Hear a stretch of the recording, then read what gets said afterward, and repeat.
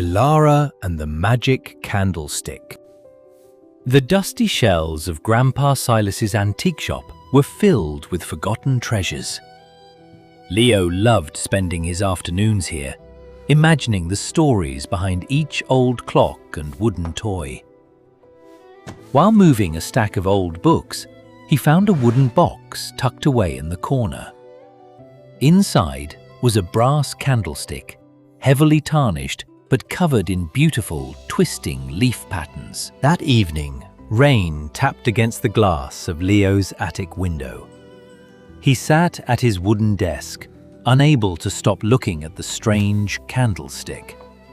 It felt unusually heavy, and the brass seemed to hum against his fingertips. Curious, he placed a small white candle into the holder. He struck a match and carefully touched the flame to the wick. The flame did not just burn, it grew taller and brighter, shifting from orange to a brilliant gold. The light stretched into the air, swirling like glittering dust, until it formed the shape of a girl. She blinked, looking down at her glowing hands, and then smiled at Leo. She told him her name was Elara, and she needed help. Elara explained that she was cursed by a clumsy wizard named Magnus. She had accidentally spilled ink on his favorite spellbook, and in a fit of grumpy panic, he trapped her inside the brass candlestick. The worst part was that she could only stay awake in this world as long as the wax continued to burn. Leo realized the terrible truth. The candle was already a quarter of the way gone. If the flame died, Elara would be pulled back into the cold, dark metal forever. He had to find a way to reverse the magic. Grabbing his jacket, he knew exactly who might have the answer to such an impossible problem. The antique shop was quiet, except for the ticking clocks. Leo carefully carried the glowing candlestick downstairs and called out to Grandpa Silas. The old man was polishing a silver pocket watch, but when he turned and saw the floating golden girl, he dropped his cloth. He slowly adjusted his spectacles, staring in absolute wonder. Grandpa Silas recognized the intricate leaf patterns on the brass immediately. It was the distinct work of Magnus the enchanter, an old hermit who lived near the edge of the Whispering Woods. Silas explained that Magnus was not evil, just terribly clumsy and proud. If they could reach his cottage before the wax melted completely, they might convince him to lift the spell. The rain had slowed to a light drizzle, but the night wind was still dangerous for a fragile flame. To protect Elara, Grandpa Silas carefully placed the brass candlestick inside an old glass railway lantern. Leo held the sturdy handle tightly against his chest. With no time to lose, he stepped out of the cozy shop and hurried toward the dark, damp trees. The Whispering Woods were filled with massive, twisted roots and soft patches of glowing blue moss. Leo walked as carefully as he could, making sure the heavy lantern did not sway too much.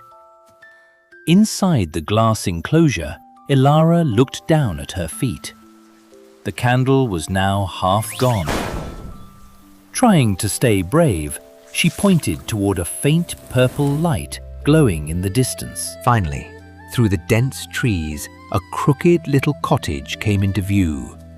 Its roof was patched with brightly colored wooden shingles, and a chimney puffed out lavender smoke shaped like clumsy little birds.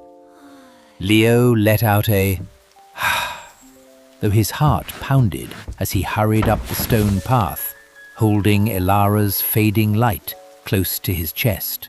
Leo knocked twice, and the heavy oak door swung open with a loud creak.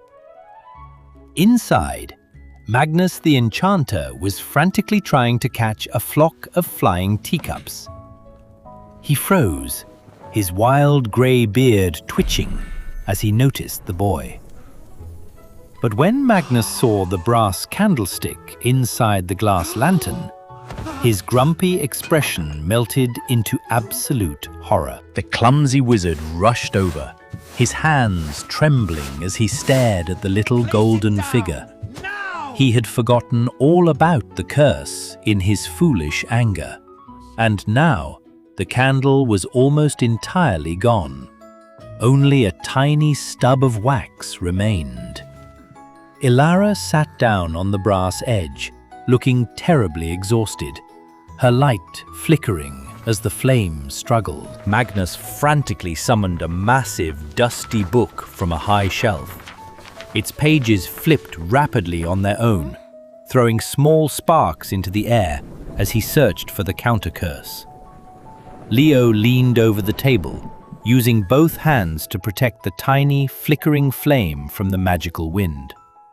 Inside the weak light, Elara looked up at Leo and offered a small, brave smile. "Ah, the release of binding metal!" Magnus shouted triumphantly. He raised his carved walking stick, gathering a bright, purple light at its tip. He began to chant a complicated spell, aiming the energy toward the table. But just as the magic shot forward, the last drop of wax melted away. The tiny flames sputtered, and in an instant, Elara disappeared completely. The purple magic struck the empty candlestick, scattering into harmless sparks against the dark metal. The cozy room fell into a heavy, devastating silence. Magnus lowered his walking stick, his shoulders slumping in deep defeat. Leo stared at the lifeless brass, his heart breaking.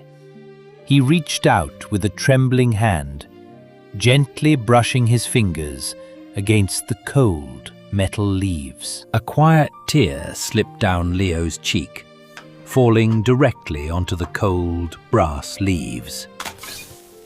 For a moment, nothing happened.